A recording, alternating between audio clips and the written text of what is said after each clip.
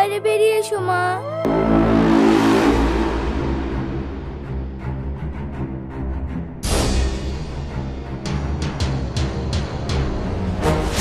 আপনাকে না বলেছি আপনি যখন তখন এই বাড়িতে আসবেন না।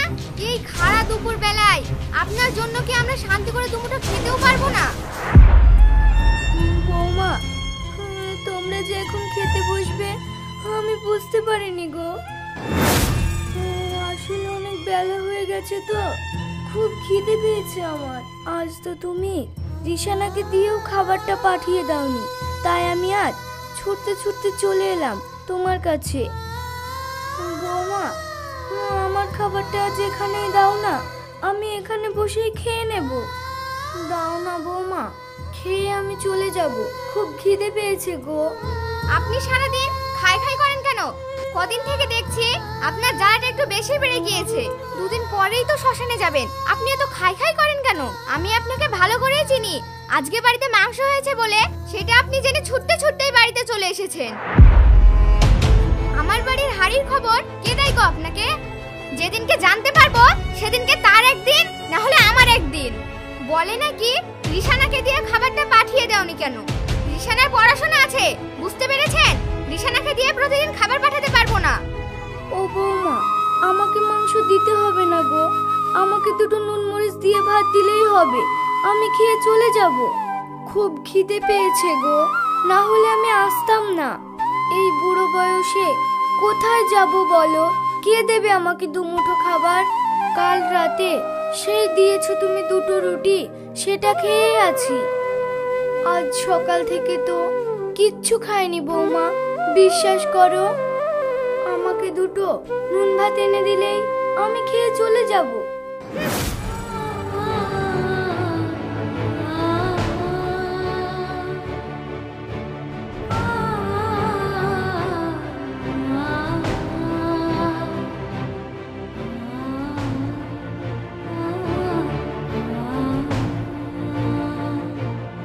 ঘরে যেহেতু গিয়েছে, এবার মনে হয় আমার বৌমা আমার জন্য খাবারটা নিয়েই আসবে।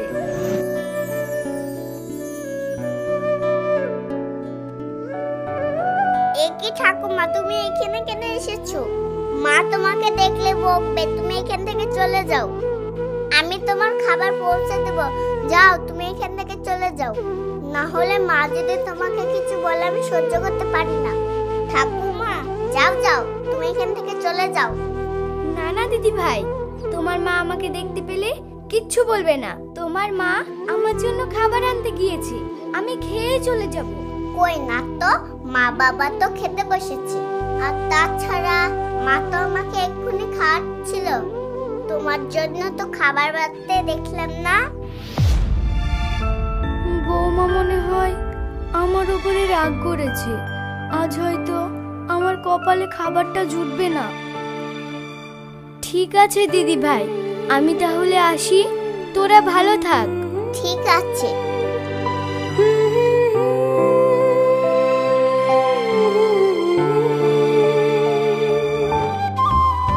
মা, ঠাকুমা দুটো খাবারের জন্য উঠানে দাঁড়িয়েছিল, তুমি তাকে দুটো খেতে দিলে না কেন? ঠাকুমা দুটো খাবারের জন্য খুব কান্না করছিল জানো। ও মা, দাও না, ঠাকুমাকে আমি দুটো খাবার দিয়ে আসি। তুই বড্ড পেকে গিয়েছিস তাই না? এই দুপুরবেলা তোকে বাড়ি বাইরে বেরোতে কে বলেছিল? তাই নাকি রিশানা? মা এসেছিল? কই, তুমি তো আমাকে একবারও বলনি। কি গো, রিশানা আজ মাকে খাবার দিয়ে আসেনি? রিশানার কি পড়াশোনা নেই? এই বাচ্চা মেয়েকে দিয়ে আমি রোজ রোজ তোমার মায়ের জন্য খাবার পৌঁছে দিতে পারবো না। আমি আর পারছি না ওর জন্য রোজ রোজ খাবার দিতে, আমি হাঁপিয়ে গিয়েছি। তুমি তোমার মায়ের জন্য কিছু একটা ব্যবস্থা করো। ও তো নিজেও দুটো আলু সিদ্ধ ভাত ফুটিয়ে খেতে পারে, পারে না বলো? সব সময় ছেলে ছেলে করে, আমরা আর ওকে কতদিন টানবো বলো? আমি আর পারছি না। রিশানা, তুই কোথায় যাচ্ছিস? কি হচ্ছে নাকি? কথা বলছিস না? এই রিশানা, কোথায় যাচ্ছিস? কাজটা কিন্তু তুই ভালো করছিস না। দাঁড়া, যাস না, আমি কিন্তু খুব রেগে যাচ্ছি। এই রোদে তুই কোথাও যাবি না, যাস না, তুই ফিরে আয়। এত চেঁচাচেঁচি করছো কেন? আরে উনি তো আমার মা, তোমার শাশুড়ি মা। ও যাক না ওর ঠাম্মির কাছে, বয়স হয়েছে, আর কতদিনই বা বাঁচবে। না হয় একটু নাতনির সঙ্গেই খেলবে। এই, তুমি বেশি কথা বলো না বুঝলে? তোমার তো আরো দুটো ভাই আছে, কেউ তো ওই পরীক্ষায় ঘাড়ে নেয়নি। আমার যত জানি জ্বালা বেড়ে গিয়েছে, সব দায়িত্ব তোমার উপর পড়ে গিয়েছে। নাও এবার ওই বুড়িকে সামলাও, দুবেলা থেকে খাবার পাঠাও, তাকে ঘন ঘন দেখতে যাও। উফ, আমি আর এসব পারছি না।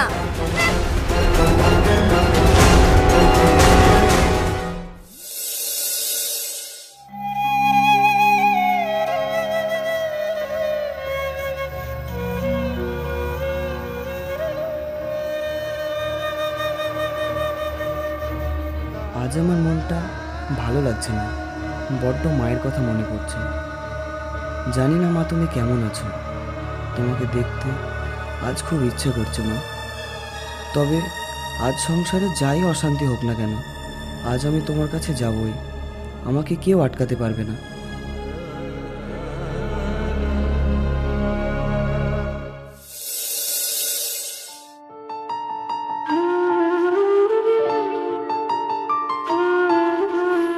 আজকে কি নাতনিটাকে আমি একবারও দেখতে পাবো না? আমার নাতনিকে দিয়ে তো প্রতিদিন আমার জন্য খাবার পাঠিয়ে দেয়, কই এখনো আসছে না কেন? দুদিন থেকে শরীরটা খুব খারাপ করছে, শরীরটা একটুও ভালো লাগছে না, ঘর থেকে বেরোতেও পারছি না, চলতে ফিরতেও পারছি না, মনে যেন কি সব আলতু ফালতু চিন্তা ভাবনা আসছে। কে জানে কি সব হবে? আমি কি আর বাঁচবো না? আমি কি মরে যাব? হায় ভগবান, তুমি আমাকে রক্ষা করো। ঠাকুমা ঠাকুমা, এই দেখো আমি চলে এসেছি। মায়ের কথা অবাধ্য করে আমি তোমার কাছে চলে এসেছি। ঠাকুমা, মাকে কিচ্ছু বলিনি। কিন্তু তোমার মা যদি জানতে পারে তাহলে তোমাকে মারধর করবে সোনা। যা করবে করুক, মাকে আমার একদম ভালো লাগে না।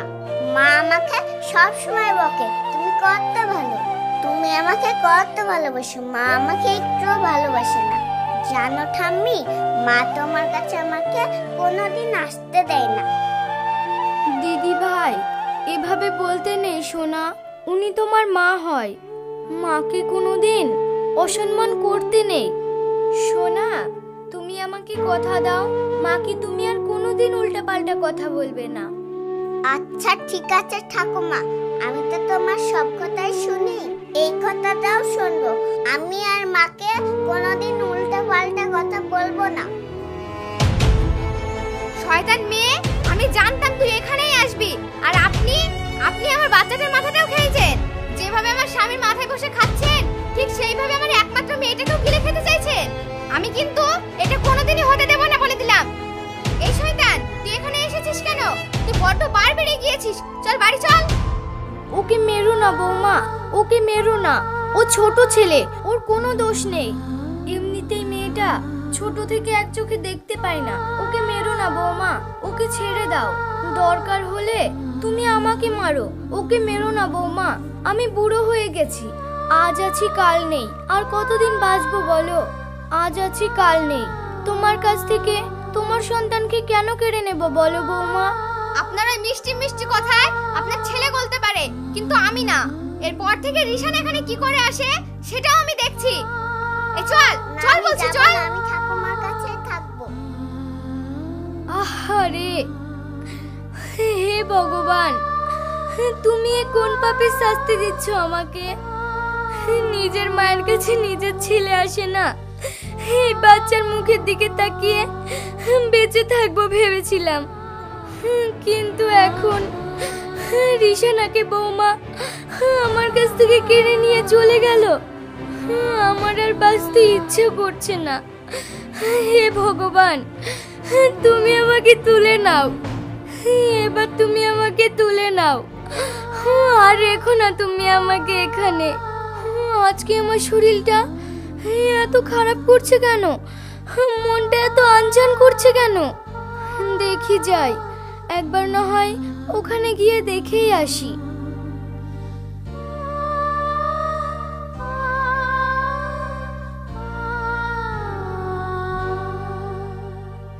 যাই দেখি, বাচ্চাটাকে একটু নিজের চোখে দেখতে পেলেও একটু শান্তি পাবো।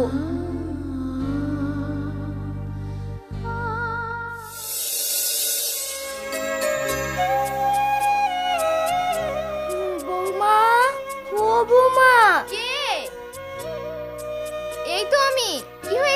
আসুন। বৌমা, বিপুল এসেছে।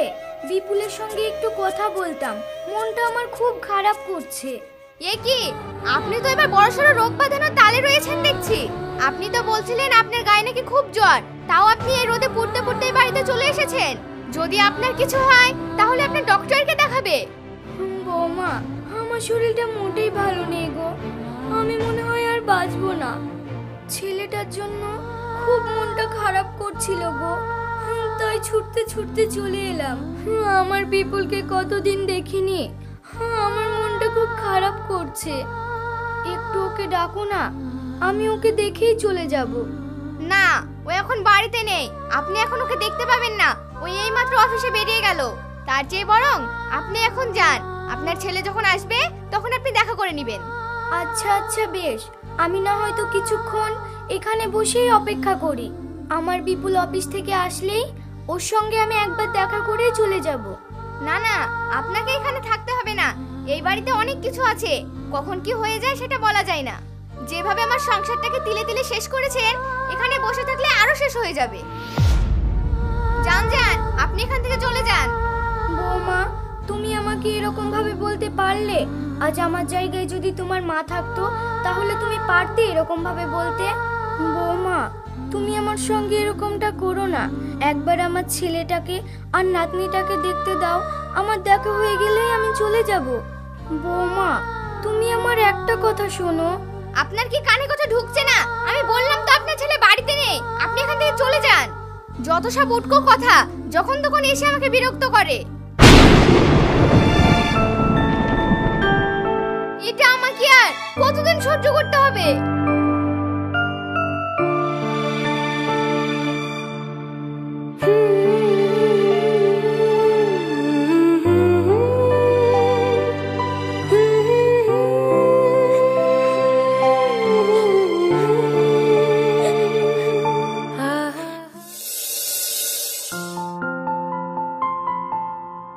রিয়া, বাড়িতে কেউ এসেছিল নাকি? কে আবার আসবে তোমার মা ছাড়া? কথা নেই বার্তা নেই, শুধু হুট করে চলে আসে।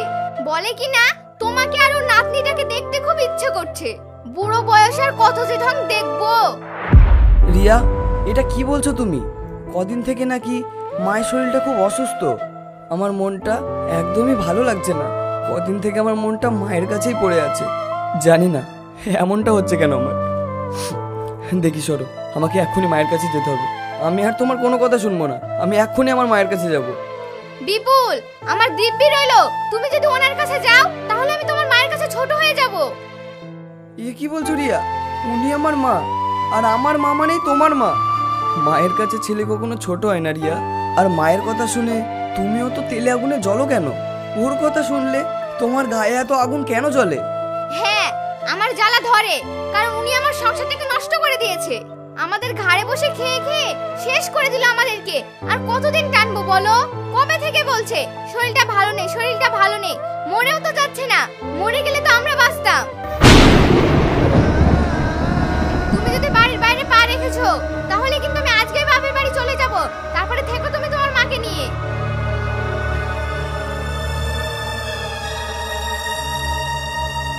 মা, মা গো, আজ আমার তোমাকে দেখতে খুব ইচ্ছে করছে।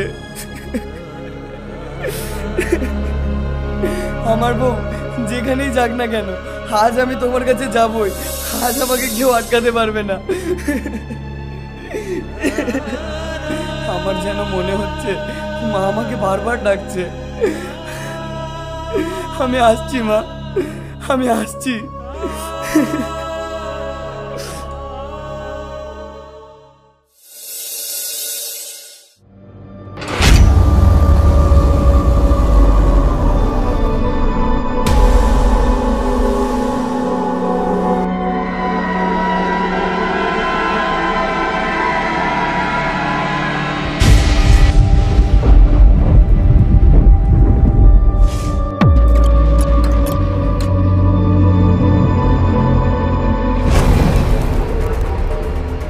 মা, ও মা, এই দেখো আমি চলে এসেছি মা।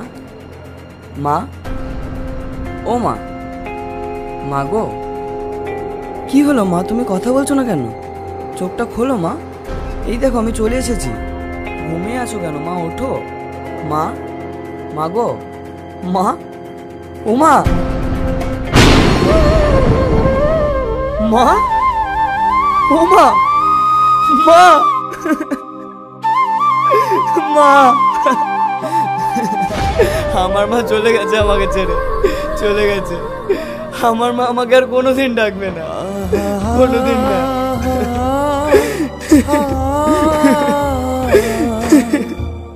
রিয়া, দেখো তুমি এটা কি করেছো? তুমি আমার মায়ের সঙ্গে এটা কি করে করতে পারলে? কালকে আমার মা শেষবারের মতো আমাকে দেখতে গিয়েছিল, কিন্তু তুমি তাকে তাড়িয়ে দিয়েছো, আমাদেরকে দেখতে দাওনি। রিয়া, তুমি এটা কিভাবে করতে পারলে? আমার মা আমাকে ছেড়ে চলে গেল। হায় ভগবান, আমার থেকে হতভাগ্য কপাল আর কার হতে পারে, যার নিজের মায়ের শেষ বেলাতেও একবার দেখা করতে পারলাম না। এটা তুমি কোন জন্মের প্রতিশোধ নিলে রিয়া? এটা তুমি কোন জন্মের প্রতিশোধ নিলে? মা, মা গো, তুমি একটিবার আমার দিকে তাকাও মা। ও মা। আমি এটা কখনোই চাইনি বিপুল, আমি এটা কখনোই চাইনি। আমি খারাপ হতে পারি বিপুল, কিন্তু আমি তোমার মায়ের মৃত কামনা কোনোদিনও চাইনি। আমি তোমার মায়ের মৃত কামনা কোনোদিনও চাইনি। তুমি আমাকে ছোবে না, একদম ছোবে না। তুমি আমার মাকে মেরে ফেলেছো, তুমি আমাকে একদম ছোবে না। তুমি একটা মিথ্যাবাদী। তোমার কথা শুনে আমি আমার মায়ের কাছে অনেক বড় ভুল করে ফেলেছি। এই ভুলের মাসুল আমি কিভাবে দিব? আজ তোমার জন্য আজ আমি আমার গর্ভধারিণী মায়ের তাজা মুখটা দেখতে পেলাম না। ভগবান, তুমি আমার মাকে আমার কাছ থেকে কেড়ে নিলে। মায়ের আশীর্বাদ কি হয় আমি জানি না। যাওয়ার সময় তিনি তার ছেলেকে আশীর্বাদ দিয়েও যেতে পারলো না। হে ভগবান, তুমি এটা কেন করলে আমার সঙ্গে? আমার মাকে তুমি চিরকালের মতন কেড়ে নিলে। ভগবান, তুমি আমার মাকে আমার কাছ থেকে চিরকালের মতন কেড়ে নিলে শুধু তোমার জন্য। তুমি একটা পাপী মেয়ে, তুমি দূর হয়ে যাও আমার চোখের সামনে থেকে, দূর হয়ে যাও। তোমার মতন বউ আমার চাই না।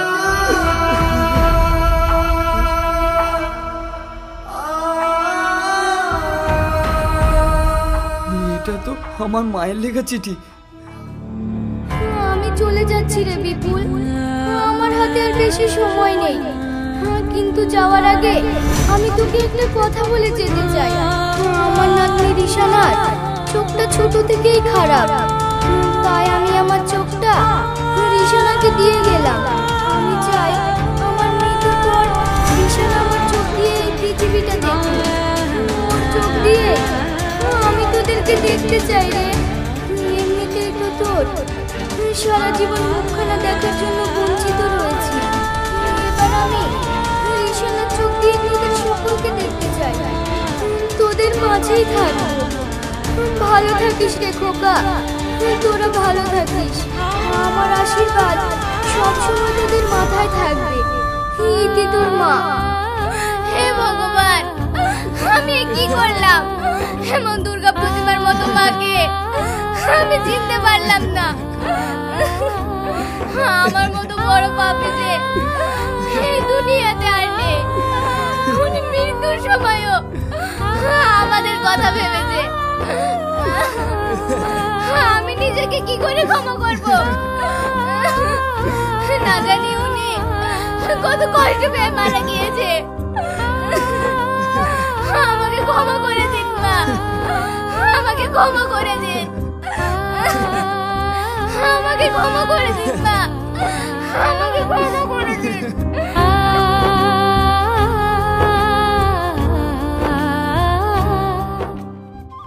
মা মাই হন। মায়ের জায়গা কেউ নিতে পারে না। মায়ের কোনো জাত, কোনো ধর্ম, কিংবা কোনো কুল হয় না, মাই হয় শ্রেষ্ঠ ধারা। তার একটাই পরিচয়, তিনি হলেন মা।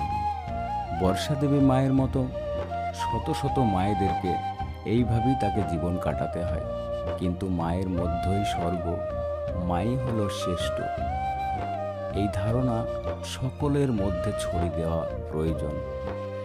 মা, মাগো, অক্ষয় থাকো তুমি, অক্ষয় থাকুক তোমার অস্তিত্ব।